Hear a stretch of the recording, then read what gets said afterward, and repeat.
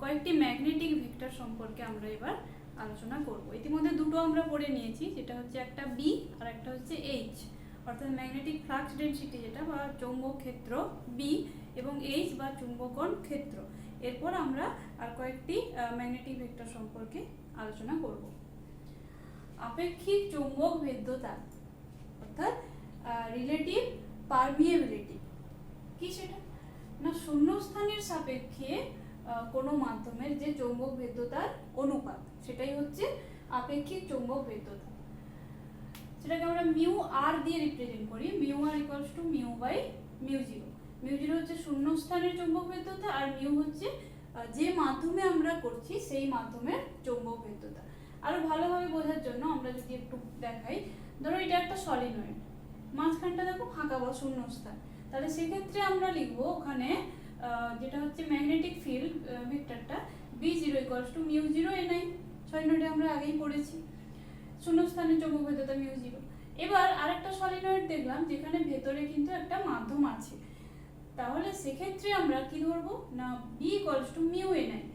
এবার mu r কি হবে, এই বি বাই বি জিরো, অর্থাৎ এটা হচ্ছে শূন্য মাধ্যম আছে ভেতরে, আর এটা হচ্ছে ওই কোনো একটা মাধ্যম আছে। তাহলে এখানে মানগুলো বসালাম, তাহলে দেখো এন এন আই আই কেটে যাবে, মিউ বাই মিউ জিরো, অর্থাৎ mu r equals to mu by mu zero. এটা আমাদেরকে খুব ভালো করে মনে রাখতে হবে। এই মিউ আর এর মান যদি লেস দেন 1 হয়, অর্থাৎ একের থেকে কম, তখন যে চৌম্বক পদার্থটা হয় সেটাকে আমরা বলবো তিরস চৌম্বক পদার্থ, অর্থাৎ ডায়াম্যাগনেটিক মেটেরিয়াল। যদি একের থেকে বড় হয় তাহলে সেটা হচ্ছে পরাচৌম্বক পদার্থ বা প্যারাম্যাগনেটিক। আর মিউ আর যদি গ্রেটার দেন 1, অর্থাৎ একের থেকে অনেকটা বেশি হয়, তখন সেটা হচ্ছে অয়স্কচৌম্বক পদার্থ বা ফেরোম্যাগনেটিক। আরেকটা রাশি আমরা পড়বো চুম্বকন বা ম্যাগনেটাইজেশন। সেটা কি, সেটাকে আমরা ক্যাপিটাল এম দিয়ে প্রকাশ করি। একক আয়তনে যে চৌম্বক দ্বিমেরু ভ্রামকটা তৈরি হবে সেটাকেই আমরা বলছি চুম্বকন বা ম্যাগনেটাইজেশন। এর একক কি হয়, অ্যাম্পিয়ার পার মিটার। তাহলে তিনটে ম্যাগনেটিক ভেক্টর আমরা আপাতত জানলাম। একটা হচ্ছে বি চৌম্বক ক্ষেত্র, আচ্ছা এইচ এটা চুম্বকন ক্ষেত্র প্রাবল্য যেটা, আর এমটা হচ্ছে এই যে ম্যাগনেটাইজেশন বা চুম্বকন। এই বি আর এইচ এর মধ্যে সম্পর্ক হচ্ছে B equals to mu into H. এটা অ্যাকচুয়ালি কোন পদ্ধতিতে আমরা ক্যালকুলেটটা করছি তার উপর এটা ডিপেন্ড করে। বি আর এইচ এর সম্পর্ক হচ্ছে B equals to mu into H.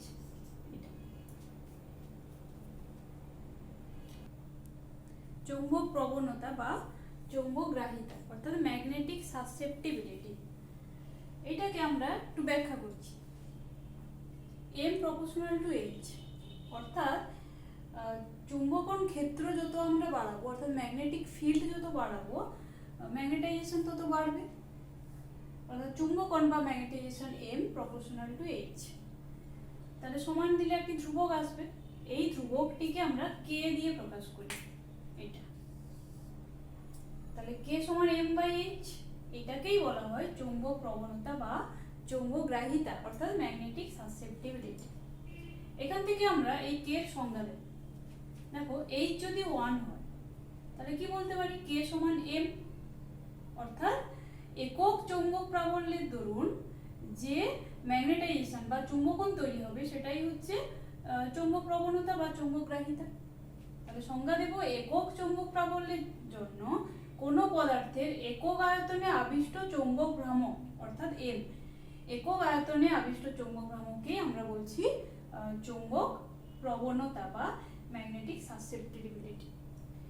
এবার এখান থেকে কয়েকটা রিলেশন আমরা পড়ব, পরীক্ষাতে আসে বা এখান থেকে অঙ্ক পরীক্ষাতে দিতে পারে। সেটা হচ্ছে B equals to mu zero H plus M, এটা একটা relation. B equals to mu zero H plus M. এইচটা কি, এইচটা হচ্ছে চৌম্বক প্রাবল্য, এমটা কি যেটা হচ্ছে ম্যাগনেটাইজেশন বা চুম্বকন, বিটা তো চৌম্বক ক্ষেত্র, আর মিউ জিরো হচ্ছে শূন্য স্থানে যেটা হচ্ছে চৌম্বক যে ধর্মটা মিউ জিরো। তাহলে বি সমান কি জানি মিউ এইচ ইকুয়ালস টু, এটাকে ভেঙে নিচ্ছি, mu zero H plus mu zero M. তাহলে মিউ জিরো এইচ থাকলো, এম সমান আমরা আগেই পড়েছি m equals to k into h, এই যে এখানে পড়লাম m ইকুয়ালস টু kh, এখানে বসিয়ে দিলাম m এর জায়গায়। এবার এটাকে একটু সলভ করে নেব। মিউ জিরো h কমন নিয়ে নিলাম, 1 প্লাস k, h ক্যান্সেল হয়ে যাবে। এবার mu by mu zero equals to 1 plus k, mu by mu zero এটাকে আমরা মিউ আর দিয়ে প্রকাশ করেছিলাম, ইকুয়ালস টু 1 প্লাস k, তাহলে k ইকুয়ালস টু কি মিউ আর মাইনাস 1। তাহলে ইম্পর্টেন্ট রিলেশন, চুম্বকন বা ম্যাগনেটাইজেশন কে, চুম্বকন নয় সরি, চৌম্বক প্রবণতা বা গ্রাহিতা অর্থাৎ ম্যাগনেটিক সাসসেপ্টিবিলিটি, চৌম্বক প্রবণতা, এটা চৌম্বক প্রবণতা K equals to mu R minus 1। এই কে এর মান যদি লেস দেন 0 হয় অর্থাৎ ঋণাত্মক, তখন সেই পদার্থগুলো হচ্ছে তিরস্চুম্বক বা ডায়াম্যাগনেটিক। কে যদি গ্রেটার দেন 0 হয় তাহলে সেটা হচ্ছে পরাচৌম্বক বা প্যারাম্যাগনেটিক। আর কে যদি অনেক বেশি হয় অর্থাৎ গ্রেটার দেন 0 হয় তখন সেগুলো হচ্ছে অয়স্চুম্বক পদার্থ বা ফেরোম্যাগনেটিক মেটেরিয়াল। এবার চৌম্বক পদার্থের কিছু ধর্ম সম্পর্কে আমরা আলোচনা করব।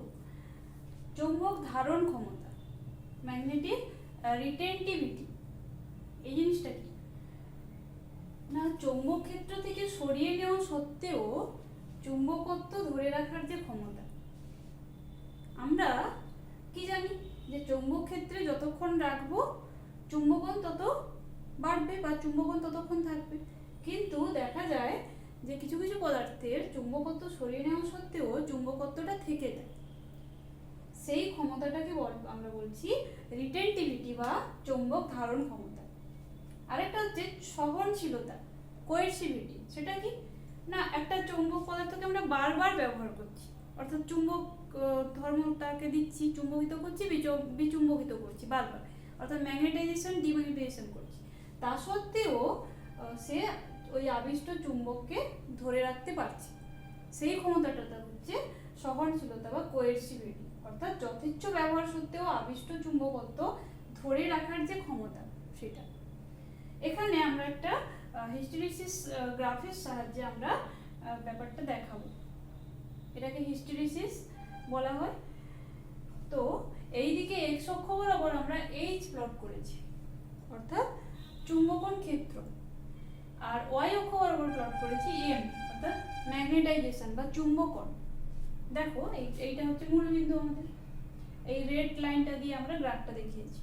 প্রথমে আমরা এইচ বাড়াচ্ছি, তাহলে আমাদের এখানে চুম্বকন বাড়ছে, বাড়তে বাড়তে এখানে। এরপর আমরা কি করব না, চৌম্বক ক্ষেত্র এই এইচটাকে কমাবো, কমাতে কমাতে এখানে দেখো এইচ 0, তাহলে চুম্বকন শূন্য হওয়ার কথা ছিল, কিন্তু দেখতে পাচ্ছি কি এম 0 হচ্ছে না, এম এর এই ভ্যালুটা থেকে যাচ্ছে, এই পরিমাণ ভ্যালুটা ওবি। তাহলে এই 0 করে দেওয়া সত্ত্বেও ম্যাগনেটাইজেশন থেকে যাচ্ছে, তাহলে সেই ধর্মটাকে কি বলি আমরা, ধারণ ক্ষমতা বা রিটেনটিভিটি। তাহলে এই ওবিটা হচ্ছে এই পদার্থের ধারণ ক্ষমতা বা রিটেনটিভিটি, ওবি ধারণ ক্ষমতা এটা। এরপর তাহলে এম কে 0 করতে হলে আমাদেরকে এইচ কে আরো কমাতে হবে, এইভাবে দেখো নেগেটিভ দিকে অর্থাৎ এইচ এর ডিরেকশন আমরা চেঞ্জ করে দিই।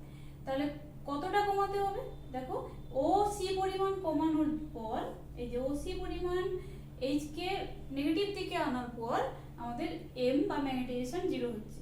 তাহলে এই যে অংশটা ও সি, এইটাকে আমরা বলছি সহনশীলতা। একইভাবে এরপর আমরা এইচ কে আরো কমাচ্ছি, দেখো এইভাবে ম্যাগনেটাইজেশন এদিকে হচ্ছে, তারপর আবার এইচ বাড়াচ্ছি, এইভাবে আসছে, অর্থাৎ আমরা এই একটা লুপ পাচ্ছি, ও থেকে এ থেকে আবার এই পথে আসছে, এখান থেকে আবার এই পথেও ওতে যাব, এটাই হচ্ছে হিস্টেরিসিস লুপ। এটাকে বলা হয় হিস্টেরিসিস লস। এই যে পুরো ক্ষেত্রফলটা হলো এটা হচ্ছে হিস্টেরিসিস লস। স্থায়ী চুম্বক এবং তড়িৎ চুম্বক সম্পর্কে আমরা জানি। স্থায়ী চুম্বক মানে সেটা পার্মানেন্ট থাকবে, আর তড়িৎ চুম্বক কোনটা, যতক্ষণ তড়িৎ আমরা দেব ততক্ষণ চুম্বকত্বটা স্থায়ী হবে। তাহলে এই স্থায়ী চুম্বকের জন্য আমরা কি ধরনের ধর্মসম্পন্ন ম্যাগনেটিক ম্যাটেরিয়াল নেব। দেখো স্থায়ী চুম্বকত্ব পাওয়ার জন্য আমরা নেব এমন পদার্থ যার ধারণ ক্ষমতা হবে উচ্চ, অর্থাৎ চুম্বক ক্ষেত্র সরিয়ে নিলেও সে চুম্বকনটা ধরে রাখতে পারবে, ধারণ ক্ষমতা উচ্চ। স্যাচুরেশন ম্যাগনেটাইজেশন অর্থাৎ সম্পৃক্ত চুম্বকন হবে উচ্চ। সম্পৃক্ত চুম্বকন মানে কি? আমরা যে হিস্টেরিসিস গ্রাফটা দেখিয়েছিলাম যে প্রথমে যখন আমরা বাড়াচ্ছি, যখন আমরা এইচ বাড়াচ্ছি, এম বাড়ছে, সর্বাধিক কতটা বাড়ছে, সেটাই হচ্ছে সম্পৃক্ত চুম্বকন। তাহলে সম্পৃক্ত চুম্বকন অবশ্যই বেশি হতে হবে, তবেই আমরা বেশি মানের চুম্বকটা পাবো, চুম্বকনটা পাবো। সহনশীলতা উচ্চ হতে হবে। এবার এই যে ধর্মগুলো, এইগুলো ইস্পাতের সব ধর্মগুলো যে আছে তা নয়, তবুও কাঁচা লোহার তুলনায় ইস্পাতের এই ধর্মগুলো বেশি মিলে যায়। সেই জন্য আমরা স্থায়ী চুম্বকের জন্য এই ইস্পাতটাকে ব্যবহার করি। এবার আসছি তড়িৎ চুম্বক, অর্থাৎ যতক্ষণ আমরা তড়িৎ দেব ততক্ষণ ম্যাগনেটাইজেশনটা স্টে করবে। তার জন্য কি নিতে হবে? ধারণ ক্ষমতা হতে হবে কম। বুঝতেই পারছো, চুম্বক ক্ষেত্র সরিয়ে নিলে যাতে তার চুম্বকনটা না থাকে, তার মানে কি তার ধারণ ক্ষমতাটাকে কম হতে হবে, এটা 1 নম্বর পয়েন্ট। স্যাচুরেশন ম্যাগনেটাইজেশন অর্থাৎ এই সম্পৃক্ত চুম্বকন উচ্চ হতে হবে, কারণ আমরা সবসময় উচ্চ মানের চুম্বক ক্ষেত্র চাইছি, এটা উচ্চ হতে হবে। সহনশীলতা কম হতে হবে। আরেকটা যেটা পয়েন্ট, হিস্টেরিসিস ক্ষয় কম হতে হবে। আমরা যে হিস্টেরিসিস গ্রাফটা দেখিয়েছিলাম তার ক্ষেত্রফলটাই অ্যাকচুয়ালি দিয়ে আমরা হিস্টেরিসিসটা মাপি। হিস্টেরিসিস ক্ষয় যত কম হবে তাপ উৎপাদনটা তত কম হবে, অর্থাৎ সেটা অনেকটা বেটার হবে। এইটা তড়িৎচুম্বক হিসাবে আমরা ব্যবহার করি, যেটা সেটা হচ্ছে কাঁচা লোহা। ট্রান্সফরমার বা ডায়নামোর কোর হিসাবে কাঁচা লোহা ব্যবহৃত হয়, এটার খুব উচ্চ মানের চৌম্বক ভেদ্যতা রয়েছে। 3 রকমের ম্যাগনেটিক সাবস্টেন্সের আমরা একটা তুলনামূলক আলোচনা করব। কি কি সেটা? তিরস্চুম্বক, পরাচুম্বক এবং অয়স্চুম্বক, অর্থাৎ ডায়াম্যাগনেট, প্যারাম্যাগনেটিক এবং ফেরোম্যাগনেটিক মেটেরিয়ালের মধ্যে। তিরস্চুম্বক বা ডায়াম্যাগনেটিক মেটেরিয়াল চুম্বক দ্বারা ক্ষীণভাবে বিকর্ষিত হয়, অর্থাৎ চুম্বক দ্বারা এটা বিকর্ষিত হয়। প্যারাম্যাগনেটিক এটা হচ্ছে ক্ষীণভাবে আকর্ষিত হয়। আর অয়স্চুম্বক পদার্থ এটা হচ্ছে প্রবলভাবে আকর্ষিত হয়, অর্থাৎ চৌম্বক ধর্মটা এই ফেরোম্যাগনেটিকের হচ্ছে সবচেয়ে বেশি, প্যারা হচ্ছে তার চেয়ে কম, ডায়া হচ্ছে একেবারেই কম। চৌম্বক ভেদ্যতা অর্থাৎ রিলেটিভ পারমিয়েবিলিটি, যেটা আমরা প্রথমে আলোচনা করলাম, সেটা তিরস্চুম্বকের ক্ষেত্রে <1, পরাচুম্বকের ক্ষেত্রে <1, কিন্তু খুব কম, এই যে 1 থেকে 1.001 এইরকম রেঞ্জে থাকে। আর অয়স্চুম্বকের ক্ষেত্রে অনেকটা বেশি, 1 থেকে অনেক বেশি, দেখো 10² থেকে 10⁶ এই রেঞ্জে থাকে। এবার হচ্ছে চৌম্বক প্রবণতা, সেটা তিরস্চুম্বকের ক্ষেত্রে অর্থাৎ ডায়াম্যাগনেটের ক্ষেত্রে ঋণাত্মক, এই যে -10⁻⁻⁴ ঋণাত্মক হবে এই মানটা। পরাচুম্বকের ক্ষেত্রে এটা ধনাত্মক, কিন্তু কম, ভ্যালুটা খুব কম, 10⁻⁴ বা তার কম, এটা কিন্তু প্লাস। আর অয়স্চুম্বক বা ফেরোম্যাগনেটের ক্ষেত্রে এটা ধনাত্মক এবং অনেক বেশি, 200 বা তার থেকে অনেকটা বেশি। ধারণ ক্ষমতা অর্থাৎ চুম্বকের ধারণ ক্ষমতা, এর হচ্ছে তিরস্চুম্বকের নেই, পরাচুম্বকেরও নেই, শুধুমাত্র আছে এই অয়স্চুম্বকের ক্ষেত্রে। নির্দিষ্ট 20 বিন্দু তিরস্চুম্বকের নেই, পরাচুম্বকেরও নেই, আছে শুধু অয়স্চুম্বকের। এবার 20 বিন্দু কি সেটা একটু বলে নি না, তাপমাত্রা যত বাড়াতে থাকি এই অয়স্চুম্বক অর্থাৎ ফেরোম্যাগনেটিক যে মেটেরিয়ালটা সেটা তার চুম্বকত্ব হারাতে থাকে, অর্থাৎ চুম্বকত্ব পরপর কমে যেতে থাকে। এবার কমতে কমতে একটা নির্দিষ্ট বিন্দুতে এসে দেখা যায় এই ফেরোম্যাগনেটটা প্যারাম্যাগনেট হয়ে গেছে, অর্থাৎ অয়স্চুম্বক পদার্থটা পরাচুম্বক পদার্থে পরিণত হয়েছে। ওই নির্দিষ্ট বিন্দুকে অর্থাৎ ওই নির্দিষ্ট টেম্পারেচারটাকে আমরা বলছি 20 বিন্দু বা 20 তাপমাত্রা, অর্থাৎ যে তাপমাত্রায় অয়স্চুম্বক পদার্থ পরাচুম্বক পদার্থে পরিণত হয়ে যাচ্ছে সেটাই হচ্ছে 20 বিন্দু। এবার যে হিস্টেরিসিসও তাই, তিরস্চুম্বকের নেই, পরাচুম্বকের নেই, অয়স্চুম্বকেরই শুধুমাত্র আছে। ভূচুম্বকত্ব অর্থাৎ জিওম্যাগনেটিজম, আমরা আমাদের এই পৃথিবীটাকে একটা চুম্বক হিসাবে ধরে নিয়েছি। পৃথিবীর অভ্যন্তরে আমরা জানি যে হচ্ছে বিশেষ করে লোহা সেটা গলিত অবস্থায় আছে, এবং আরও কিছু কারণে পৃথিবী কিন্তু চুম্বকের মতো আচরণ করে। এবার সেই সম্পর্কে আমরা একটু আলোচনা করব। এটা ধরলাম আমাদের পৃথিবী, পৃথিবীর এটা উত্তর, এটা দক্ষিণ মেরু, এন এবং এস। কিন্তু পৃথিবীর যে চুম্বক ক্ষেত্র বা ভূচুম্বকত্ব সেটা কিন্তু এইভাবে নেই। পৃথিবীটাকে আমরা যে চুম্বক ধরেছি তার উত্তর মেরুটা অ্যাকচুয়ালি একটু এরকম বাম দিক করে একটু নিচের দিকে এরকম পয়েন্টে, আর দক্ষিণ দিকটা একটু ডান দিক করে উপরের দিকে, এই পজিশন এই পজিশন। এটাই হচ্ছে তলটা যদি আমরা কল্পনা করি, এটা হচ্ছে ভূচুম্বক। এটা তাহলে ভূচুম্বকের যেটা উত্তর মেরু এইটা অ্যাকচুয়ালি আচরণ করে দক্ষিণ মেরুর মতো। ভূচুম্বকের যে উত্তর মেরু সেটা আচরণ করে দক্ষিণ মেরুর মতো, আর ভূচুম্বকের যেটা দক্ষিণ মেরু সেটা আচরণ করে সাধারণ চুম্বকের উত্তর মেরুর মতো। এটা একটু মনে রাখবে, এখানে ব্যাপারটা একটু উল্টো হয়। এবার এখানে আমাদের যেগুলো মেনলি আলোচনা করতে হয় সেটা হচ্ছে বিনতি কোণ, মানে এই ভূচুম্বকত্বের কয়েকটা অংশ আর কি। প্রথম হচ্ছে বিনতি কোণ, অ্যাঙ্গেল অফ ডিপ। সেটা কি না, ভূপৃষ্ঠের কোন স্থানে ভূচুম্বক ক্ষেত্র অনুভূমিকের সঙ্গে যে কোণ করে। অর্থাৎ আমরা একটি চুম্বককে যদি ঝুলিয়ে দিই তাহলে সেটা দুলতে দুলতে ফিক্স একটা জায়গায় একটা কোণ করে দাঁড়ায়। ধরলাম এটা হচ্ছে অনুভূমিক তল, অনুভূমিক তলের সঙ্গে এই ভূচুম্বক ক্ষেত্রটা দেখো একটা কোণ করে আছে, যেখানে সেটাকে আমরা দেখিয়েছি দেখো এই কোণটা, এটা তার অক্ষ আর এটা অনুভূমিক। তাহলে এই যে কোণটা এটা হচ্ছে অ্যাঙ্গেল অফ ডিপ বা বিনতি কোণ। এটাকে আমরা উত্তর বা দক্ষিণ দিয়ে লিখি। এখানে যেটা আমরা পাচ্ছি দেখো এই নিচের দিক, অনুভূমিক সঙ্গে এই নিচের দিকের অংশটাকে আমরা এস দিয়ে লিখবো, আর উপরের দিকে হলে সেটাকে এন দিয়ে লিখবো। বিভিন্ন জায়গায় দেখবে বিনতি কোণ দেওয়া আছে, ধরো 31 ডিগ্রি এস, আবার ধরো 31 ডিগ্রি এন। তাহলে দুটো কিন্তু দুটো অপোজিট ডিরেকশন। এটা হচ্ছে বিনতি কোণ, অ্যাঙ্গেল অফ ডিপ। এবার আমরা বিচ্যুতি কোণ সম্পর্কে আলোচনা করব।